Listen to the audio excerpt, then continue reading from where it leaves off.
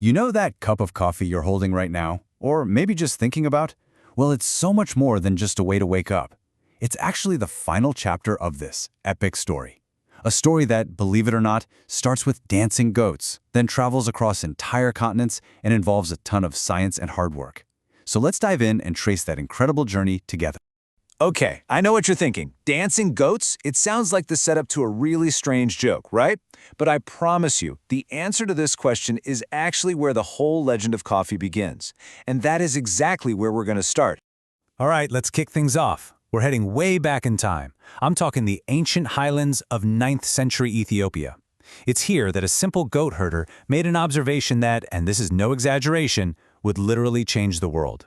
So the legend goes like this. There's this goat herder. His name is Kaldi, and one day he notices something odd. His goats are going wild. They're super energetic, practically dancing around after munching on these bright red berries from a bush he'd never really paid attention to before.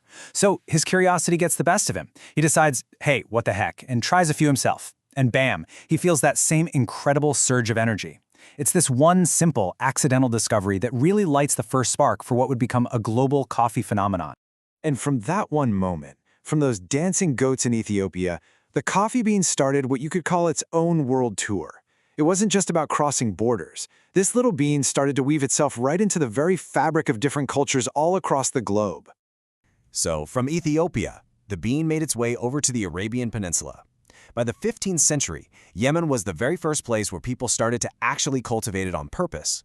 Now, fast forward about a century, and something huge happens in Turkey. They introduce roasting. I mean, this was a total game changer. That single step is what unlocked all those complex aromas and incredible flavors we associate with coffee today. Then, by the 17th century, merchants from Venice bring this amazing new drink to Europe, and wow, coffee houses just explode in popularity. They become these buzzing hubs for everything: conversation, business, even intellectual debate. Okay, but think about this. How did we go from just, eating a berry off a bush to sipping on a perfectly made latte? The way we actually consume coffee has evolved so much, and that story is just as fascinating as its trip around the world.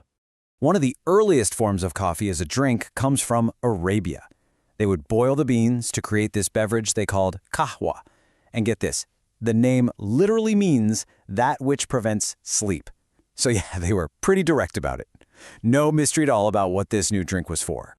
You can really see the incredible evolution right here. I mean, first, people were just eating the berries whole for a quick energy boost. Then, we see it being boiled into kavwa in Arabia. After that comes the really big leap: roasting in Turkey. But you could say the modern coffee experience we all know was really born in Vienna. That's where they started filtering it, adding sweeteners, and putting in milk. Every single one of these steps brought us just a little bit closer to the cup that you're probably enjoying right now. So, we've covered the history, which is pretty wild, but what about the actual plant that started this whole thing?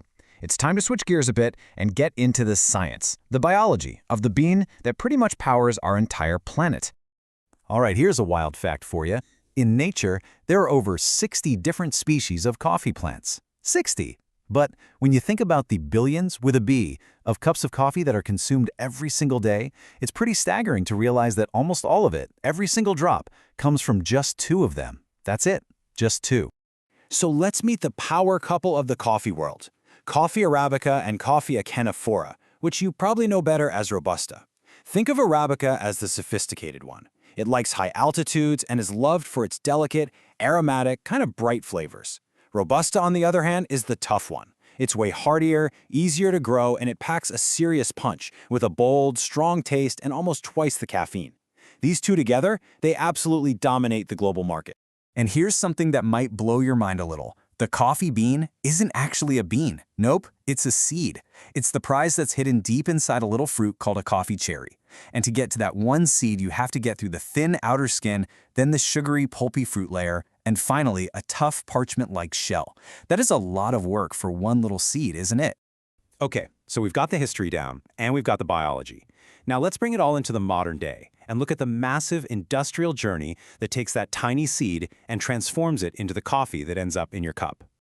So the big question is, how exactly does that bright red fruit hanging on a branch become the dark brown aromatic bean that you grind up every morning? Well, it's an incredible jury of transformation, and it requires so much skill and precision at every single step. It all kicks off with picking the cherries when they're perfectly ripe, and this is a really delicate job that's almost always done by hand. Next, they have to strip all that fruit off the bean in a process called pulping. Then the beans get to rest in water overnight to ferment. This part is absolutely crucial for developing those complex flavors we love.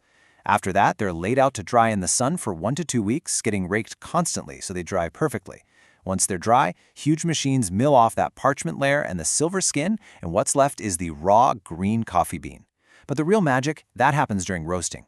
This is where those plain green beans are hit with intense heat and transformed, creating all those rich, complex aromas and flavors we know and crave. So the next time you're holding a warm cup of coffee, just take a second to think about it. Think about the centuries of history, from those dancing goats in Ethiopia to the journey across the world and all the skilled hands that picked, dried, and roasted that single bean to get it to you.